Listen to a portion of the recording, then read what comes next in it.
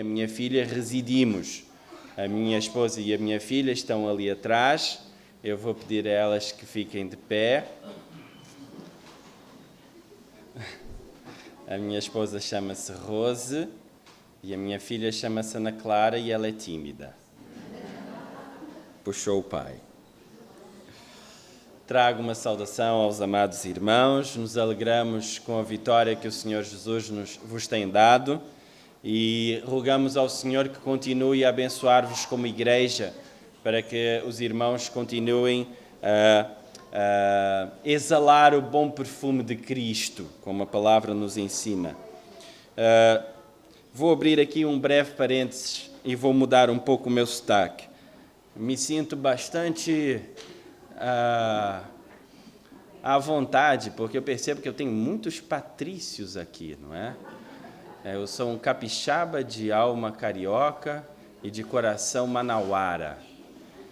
Então, quando eu vi a irmã falar do Pará, eu lembrei da Matrinchã, do Tucupi e de outras coisas boas que o norte do Brasil tem. Eu morei 6 anos em Manaus. Vou fechar o parênteses e vou voltar às origens. Estas são as minhas origens. Eu tenho os 2 sotaques porque eu cresci aqui, apesar de ser brasileiro. Me sinto um pouco português. E posso dizer que bastante português porque conheci quase todas as áreas deste país. Vivi 6 anos nos Açores, depois vivi em 2 ilhas, na Terceira e no Faial. Depois vivi nas Caldas da Rainha. Segui os meus pais quando eles foram missionários aqui em Portugal nos anos 80. De então, porque a irmã Cláudia e o pastor José me conhecem, e eu conheci o João quando ele ainda tinha cabelo.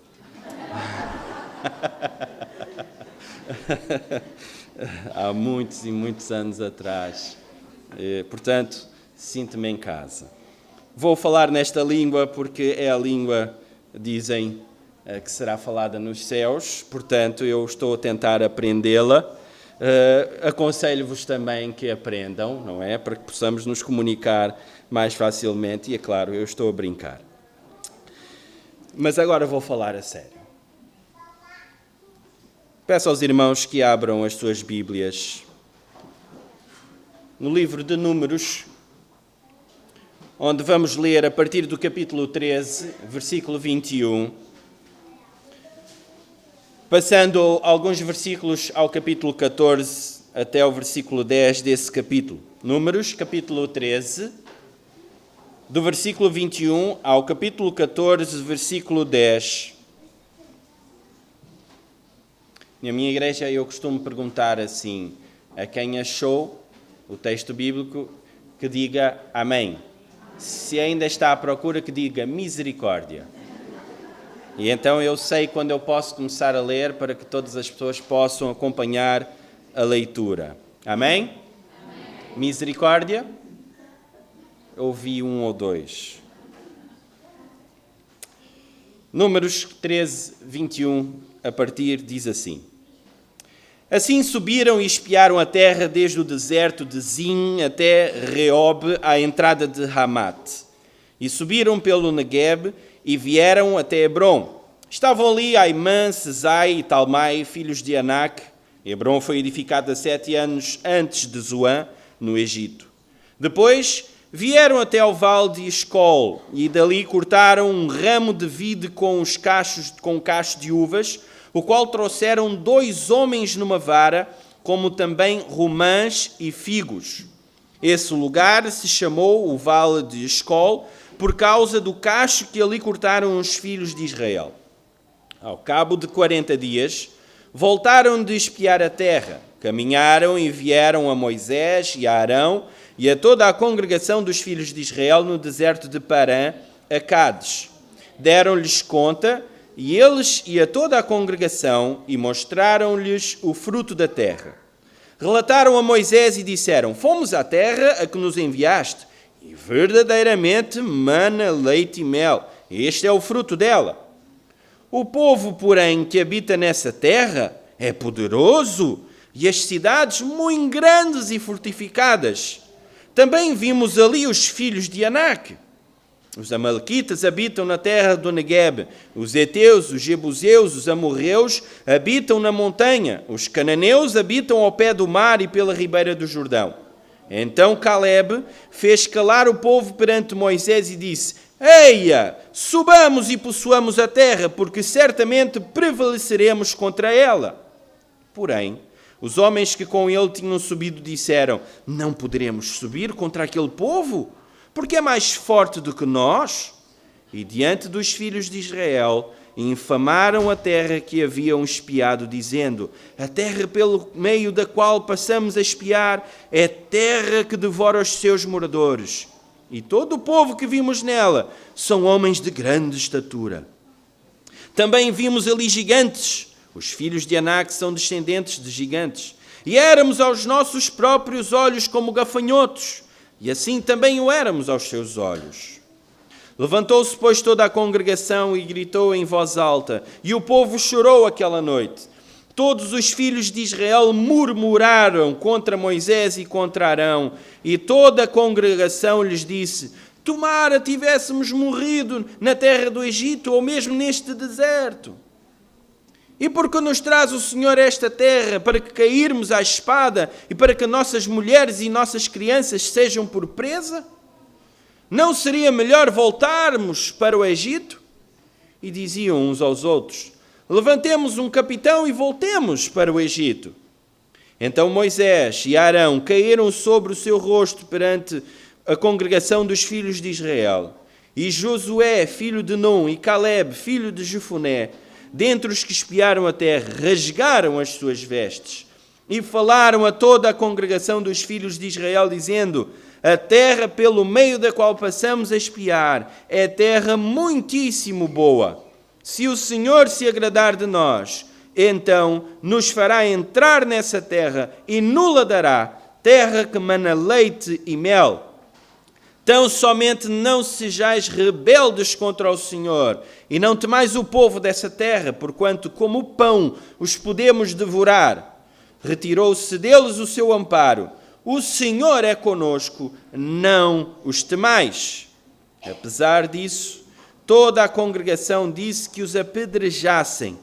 Porém, a glória do Senhor apareceu na tenda da congregação a todos os filhos de Israel. Vamos orar. Louvado seja o teu nome, Senhor, pela tua palavra. Ela nos ensina que ela mesma é viva e eficaz. Senhor, desejamos que mais uma vez esta verdade seja manifesta entre nós nesta manhã e o teu Santo Espírito possa utilizar a tua santa palavra para falar aos nossos corações, nos dando direção, nos dando orientação, nos dando correção e nos dando, Senhor, ousadia para aquilo que tu desejas para nós como igreja tua aqui neste local. Nós te pedimos isso no nome do Senhor Jesus. Amém.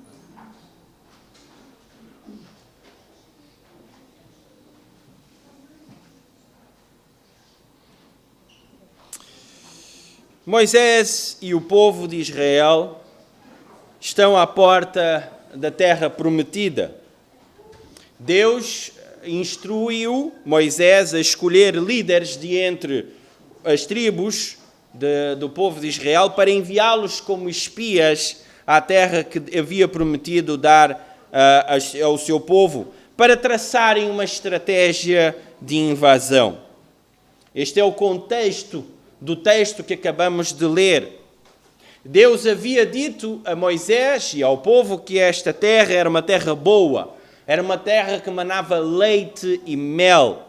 Ao voltarem do seu trabalho de espionagem, aqueles homens de facto constatam que o que Deus falara era verdade, mas temeram os povos que habitavam a terra e as cidades bem protegidas.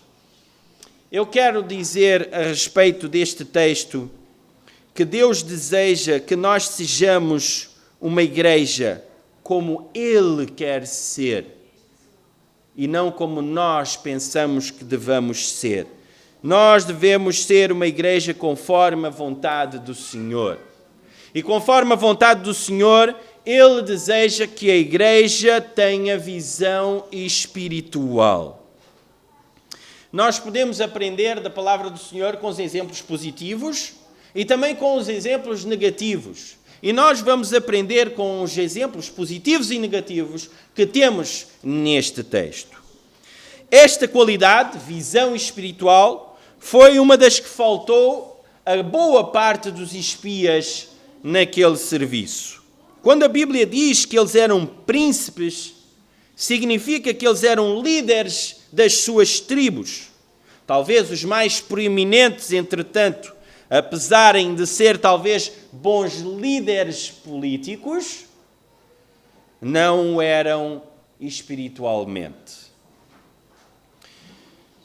Números 13, 27 a 28 nos diz que relataram a Moisés e disseram: fomos à terra que nos enviaste e verdadeiramente mana leite e mel, e este é o fruto dela.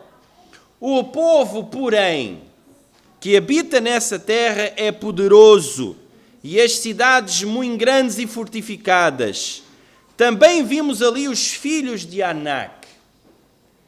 Eles foram até aqueles lugares, viram aquilo que Deus havia dito, eles constataram uma verdade, mas tiveram medo. E pior do que o medo, ou por causa do medo, começaram a dizer que aquela terra não era aquilo que Deus havia dito. Eles mesmos se contradizem. Quando a igreja perde a visão espiritual, o declínio espiritual começa.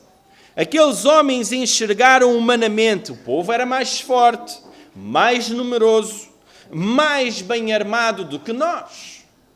Mas fica pior.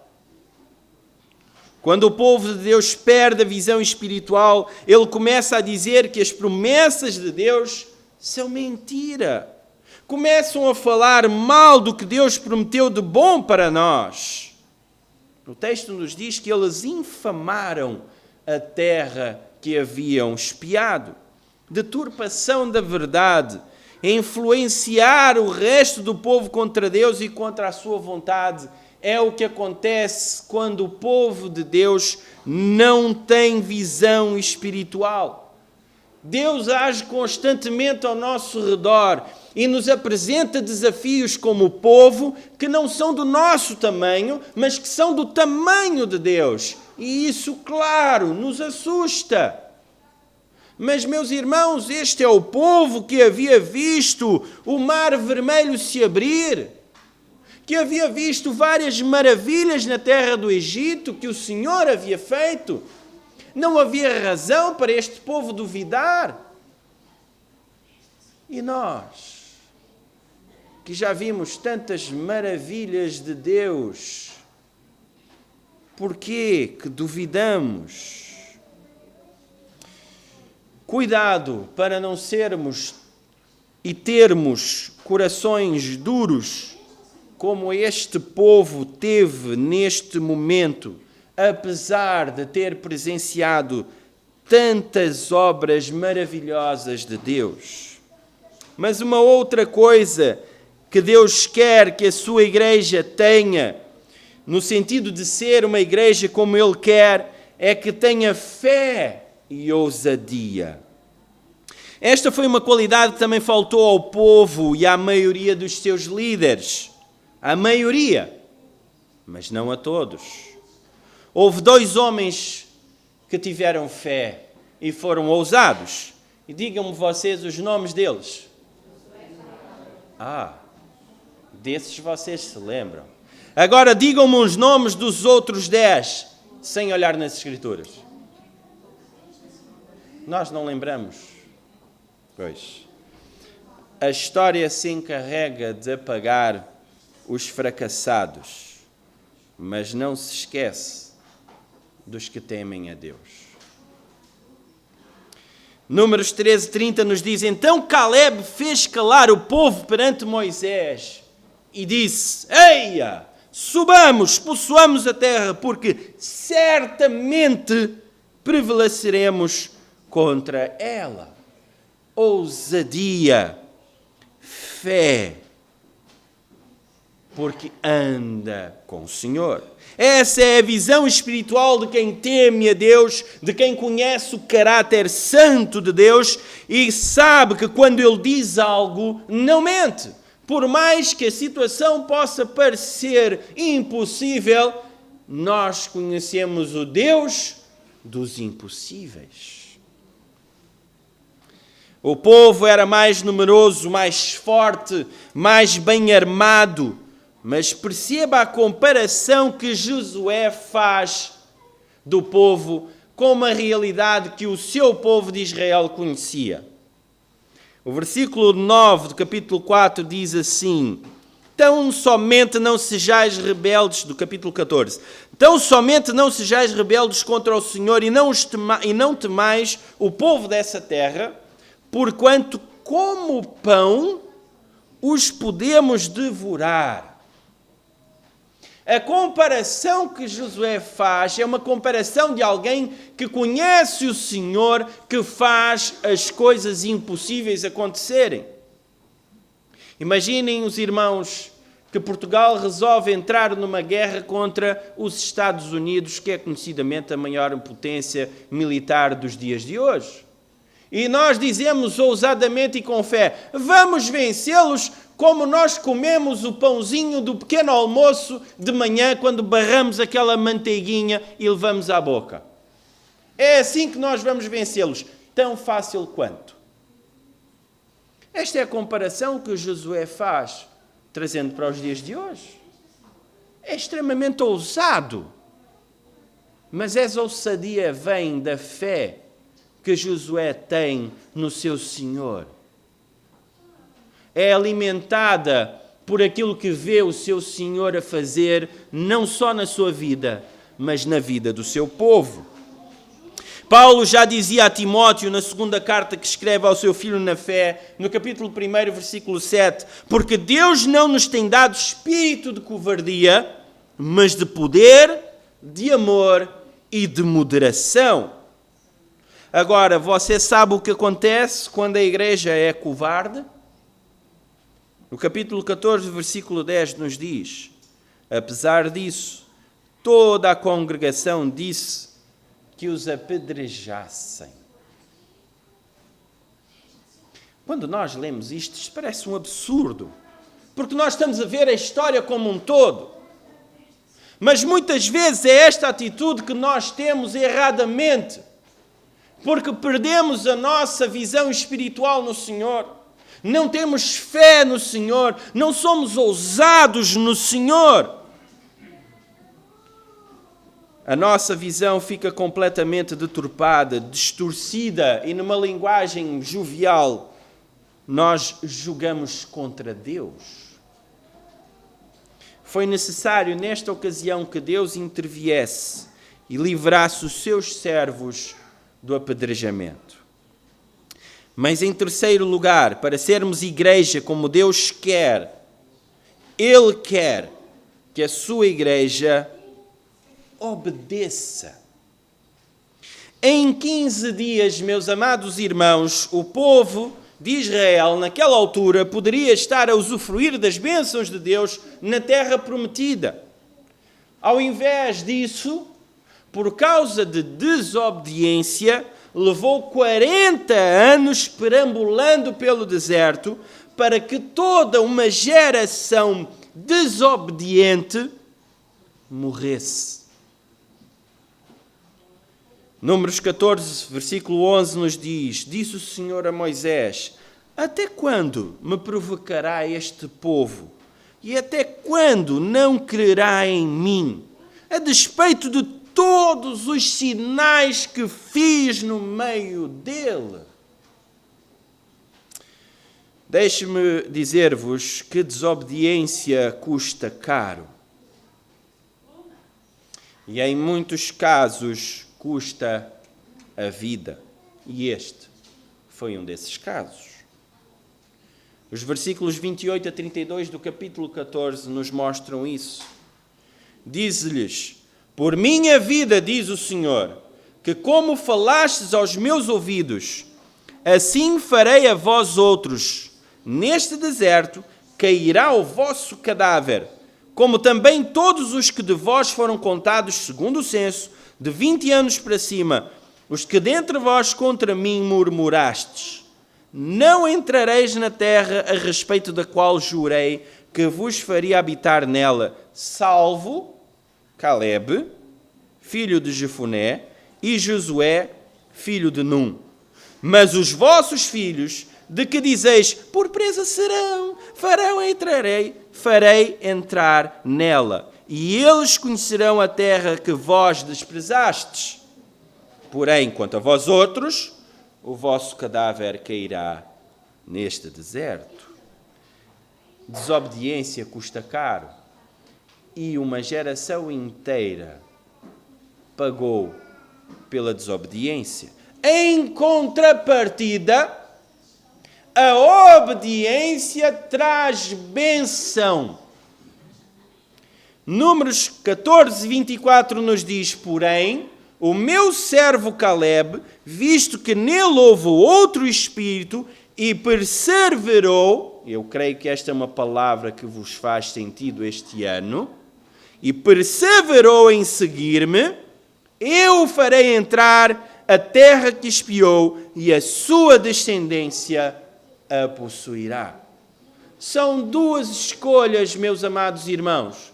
Desobedecermos, e há consequências, e obedecermos, e há consequências. As consequências da desobediência são más, mas as consequências da obediência são muito boas.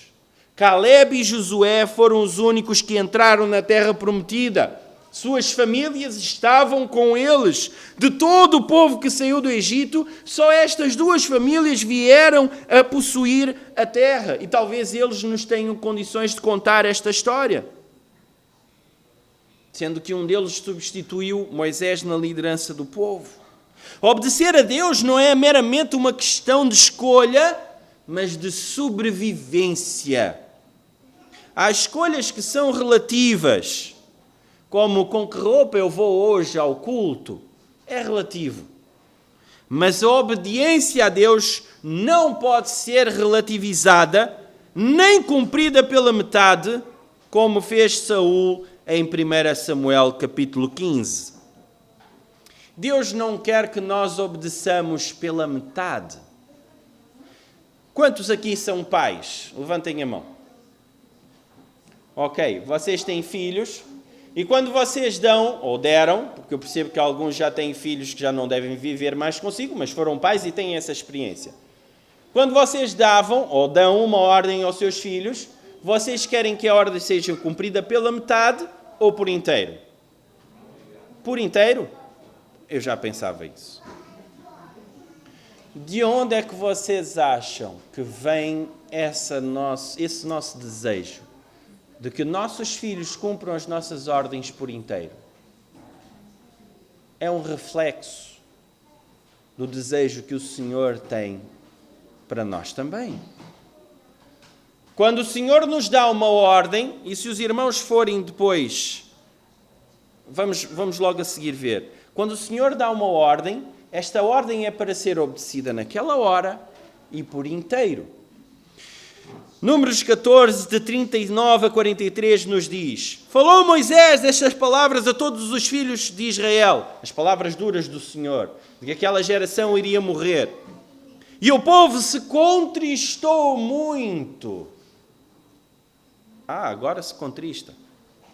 Levantaram-se pela manhã de madrugada e subiram ao cimo do monte, dizendo: eis-nos aqui, e subiremos ao lugar que o Senhor tem prometido, porquanto havemos pecado. Porém, Moisés respondeu: